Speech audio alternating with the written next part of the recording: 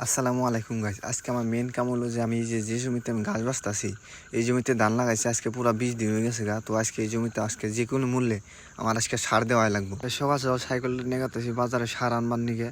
সার আনে টেনে আবার ফান দিন না তাই পটপটে সার নিয়ে পড়ুন। সার আনে বাড়িতে থুয়ে এখন গেতেছি চহা দিয়ে আমার ভাই যে পাইপ বিছি বানিয়েছে।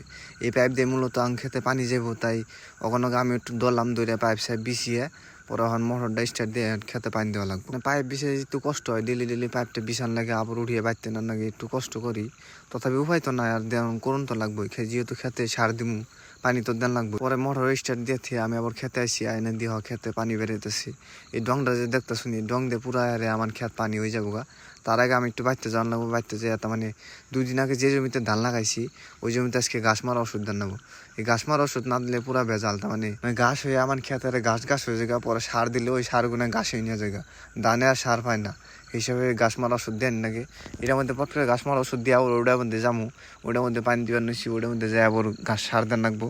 কিন্তু পট করে ঘাস মারা ওষুধ আর দিয়ে নয়। যদি আমার ঘাস মারা ওষুধ দিয়ে আই পড়ছি, আইনে আসি আবার এটাই আসি। তার মানে এটা মেলা ঘাস হয়েছে। অনেক ঘাসের মধ্যে যদি সার দেয় দানা আমার একটা সারও পাইবো না, সব সার আমার এই ঘাসে খাই দেবো। তার আগে এই ঘাস কটা আমার বাইসন নেবো। গাছ বেসাইতে নাই পড়লাম কি বাবুর বাড়তে সার কটা নিয়ে তো খেতে জানাবো, সার দেন নাকবো। তাই সার কটা নিয়ে মাথায় করে নিয়ে গেতেছে, অনুপায় তো না আর কিছু। সব সার কটা ডাইলে ভালো করে মিক্স করে নেব, মিক্স করে এখন সার দেন নাকবো। সার দিয়ে তারপরে আবার 2 ভাই মিলে ডক করে সার কটা মিক্স করবো। মিক্স করে আমি খাতে সার দিব, ওতে আমার ভিডিও করবো। যাই হোক, সার মিক্স করা গেলো, এখন খেতে সার কটা দিয়ে তারপর বাড়ি ফেলে জানাবো। যেহেতু রোজা দিন পট করে বাড়িতে জানাবো, আবার ইস্তারের টাইম হয়ে যাবো। রোজা থেকে মনে হয় যে এত কষ্ট করে কোলায় না, তখন করুন নাকবো, উপায় নাই।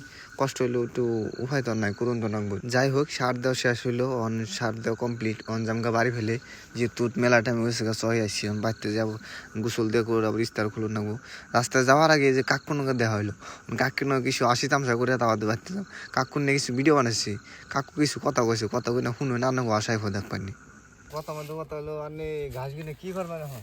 ঘাস গরু খামু, গরু খাওয়াইলে গাখি দেবো, গাখি দিয়ে বাজার যাবো, বেশে চাল খুদ কিনু, বহুল না খামু, বিড়ি মাছ কিনু। তাহলে আপনি এই ঘাসের ফ্যানে সংসারটা হ্যাঁ, চলতেছে? তাই চলতেছে। তাহলে আপনার সংসারে খুব কষ্ট দেখি। খুব কষ্ট, আমি তো না খাওয়াই থাকি দিন। চাইনা টিনা চালানো খুব কষ্ট। হ্যাঁ, বিড়ি কিনে কিনে গাছে বেশি কিনছি। গাখি বেশি কিনছি। গাছে বেশি। হ্যাঁ, ডাহে নাকি? বিড়ি যে খান, বিড়ি খেল না নিজেরই ধ্বংস। ধ্বংস হলে কি মার, ধ্বংস করে জীবন ছেড়ে দেবো না, উপায় নাই। উপায় নাই। আর না খাই মরেন নাকি? বিড়ি খাই মরি। হ্যাঁ, একই কথা। তাই তো। আরে যে মাখর বলছিলেন, মাখর তো যে দাম এবার শুনি। বদলে গেছে বলি